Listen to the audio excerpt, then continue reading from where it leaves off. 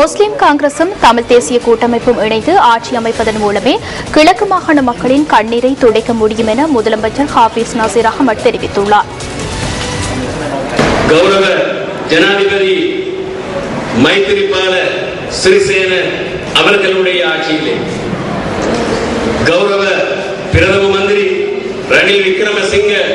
அவர்களுடைய ஆட்சியில் இந்த இரண்டு தலைமைகளும் வெவ்வேறு கோணங்களிலே போய்கொண்டிருக்கின்ற தலைமைகளாக கடந்த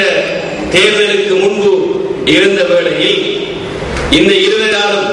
இரண்டு கட்சிகள் வேறுபட்டு 30 அல்லது 40 வருடங்கள் அவர்களுடைய அரசியல் பாதைகளிலே பயணித்து அவர்களால் சேர்ந்து கொள்ள முடியுமாக இருந்தால் ஏன் தமிழ் முஸ்லிம் உறவுகளால் சேர முடியாது என்ற கேள்வியை நான் இவ்விடத்தில் எழுப்ப விரும்புகிறேன். முஸ்லிம்களும் தமிழர்களும் சிங்களவர்களும் இணைந்து செயலாற்ற வேண்டிய ஒரு கடமைப்பாடு எங்களுக்கு இருக்கிறது. அதிலும் குறிப்பாக மட்டக்களப்பு மாவட்டத்திலே தமிழர்களும் முஸ்லிம்களும் சேர்ந்து வேலை செய்ய வேண்டிய ஒரு கடமைப்பாடு இருக்கின்றது. கிழக்கு மாகாணத்தை